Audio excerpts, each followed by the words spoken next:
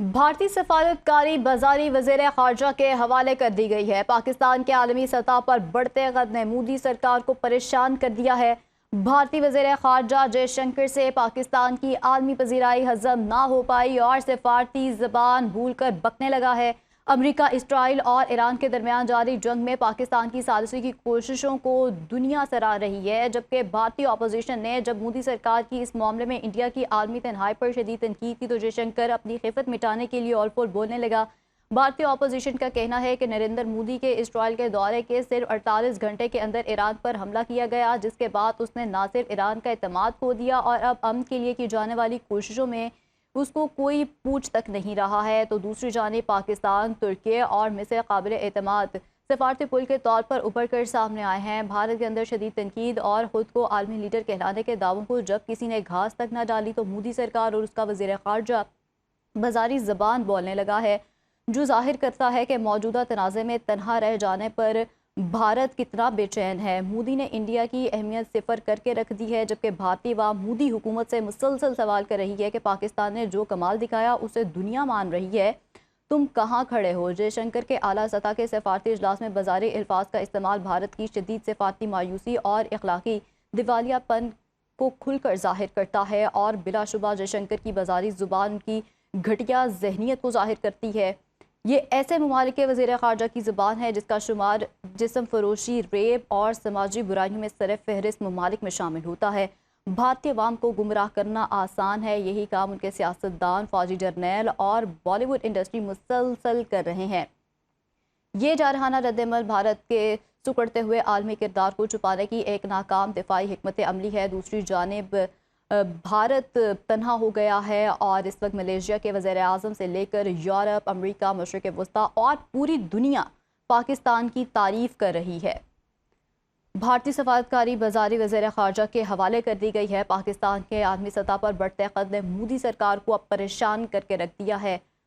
भारतीय वज़ीर ख़ारजा जयशंकर से पाकिस्तान की आलमी पजीराई हजम नहीं हो पा रही है। इसी पर बात करने के लिए वकार खान साहब ब्रिगेडियर रिटायर ने हमें ज्वाइन किया है। सर, बहुत शुक्रिया आपके वक्त का। सर, जिस तरह से पाकिस्तान की दुनिया मौतरिफ है, तो ऐसे में जो भारत है उसे ये सब कुछ हजम नहीं हो रहा है, क्या कहेंगे आप इस पे? शंकर वैसे तो बड़ा पढ़ा लिखा है और प्रोजेक्ट किया जाता है laser eyes and all that, लेकिन बेसिकली आरएसएस भक्त है। मैं हमेशा कहता हूँ कि मोदी के चार चवन है बेसिकली। एक जयशंकर है, राजनाथ सिंह है, अजीत डोवल है और उसके बाद बेसिकली उनका वजीर दाखिला है। तो बेसिकली ये चार चवन है जिन्होंने भारत को इस हालत पे पहुंचा दी है कि अभी दुनिया उनका मजाक कर रही है। अगर इतना बड़ा स्टेचर था भारत का तो लोग ऑफर करते हैं कि आप आके मीडिएट करें, बिकॉज इन्होंने अपने जो कार्ड से शो कर दिए, इसराइल का विजिट किया, वहाँ जफियां शफियां डाली और नेतन्याहू को अपना बाप तक डिक्लेयर किया। तो ये इनकी टोटल औकात है। बाकी जहाँ तक आई थिंक इस लफ्ज का ताल्लुक है जो उसने बात की है, एप्स्टीन फाइल में बड़ा क्लियरली मैंशनड है कि मोदी को एप्स्टीन ने एडवाइज किया कि तुम जाओ नेतन्याहू के पास जाके डांस करो।